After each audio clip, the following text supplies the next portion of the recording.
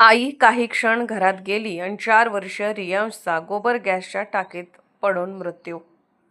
कोल्हापूर जिल्ह्यातील करवीर तालुक्यातून एक अत्यंत हृदयद्रावक घटना समोर आली आहे.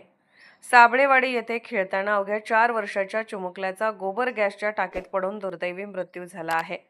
या घटनेमुळे संपूर्ण परिसरात शोककळा पसरली आहे. मिळालेल्या माहितीनुसार मृत बालकाचे नाव रियांश उत्तम पाटील असे असून तो आपल्या आई वडिलांचा एकुलता एक मुलगा होता.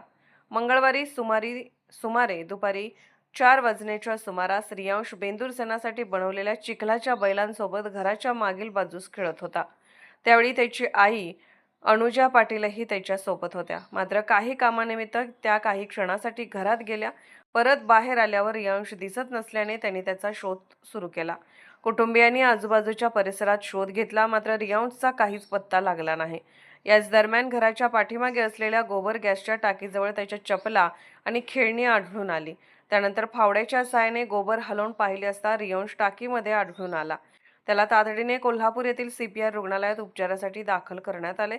मात्र डॉक्टरांनी तपासणीनंतर उपचारापूर्वीच त्याचा मृत्यू झाल्याचे घोषित केले. या घटनेतील सर्वात वेदनादायक बाब म्हणजे रियांशचा अवघ्या 4 दिवसांपूर्वी म्हणजे 24 जून रोजी वाढदिवस साजरा करण्यात आला होता.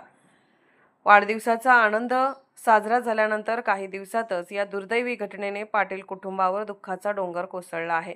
या घटनेमुळे परिसरात हळहळ व्यक्त होत असून लहान मुलाच्या सुरक्षिततेबाबत अधिक काळजी घेण्याची गरज पुन्हा एकदा अधोरेखित झाली आहे.